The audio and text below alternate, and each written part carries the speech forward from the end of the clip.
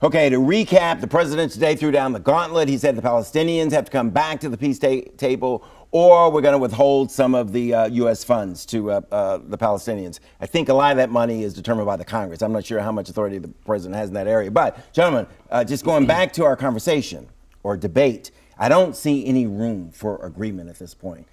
Is that about right? Does that sum it up? You're so far away. You know, there's no room to agree on anything at this point. No, there is a room. There is a room, and there is a clear path that we have accepted. Israel has accepted. The U.S. has led for 26 years, and the rest of the world has a consensus on. That path is very clear. That there has to be two states for the two people, Israel and Palestine. On the 1967 borders, the two sides can sit on a table and discuss the modalities of implementation. And what about Jerusalem? And Jerusalem East is the capital of the state of Palestine. Okay. And Jerusalem West would be the capital of the state of Israel. Okay, Richard, your turn. Well, it's not up to me to comment on whether those terms would be agreed to between the parties at the table. Who are the parties to the table? The President of the United States, President Trump, has sent a group led by Jason Greenblatt and Jared Kushner to lead the discussions. He sent Vice President Pence just this week to the region. He gave a great speech to the Israeli parliament.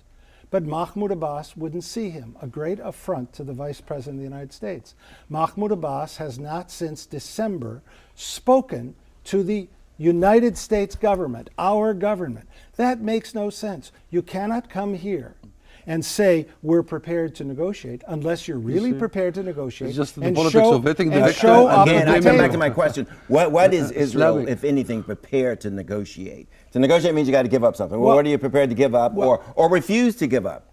Listen, I've read Prime Minister Netanyahu's 2009 speech at Bar Ilan, where he laid out his vision and he made it very clear, then and repeatedly, he is prepared to come to the table without any preconditions to sit and to reach an understanding. And by the way, he's the last prime minister to reach an agreement. Seriously? The Y River Accords and the Hebron Accords were signed by Prime Minister Netanyahu. So the parties, President Trump says he wants what the parties want. Let the parties come together under the auspices of the United States to achieve an understanding. Do you see any way that Israel can agree to anything but the entire Jerusalem being the capital of Israel? I can't speak. I can't speak for the government of Israel, Right. but I certainly think What's your personal opinion? My personal opinion is that the president made recognition of Jerusalem very clear as to what he was talking about, and then he made it very clear he wasn't going further. But he was kind of vague. He didn't go further. He Until didn't say the if he was parties talking sat all down. I got you. Okay. All right. Okay.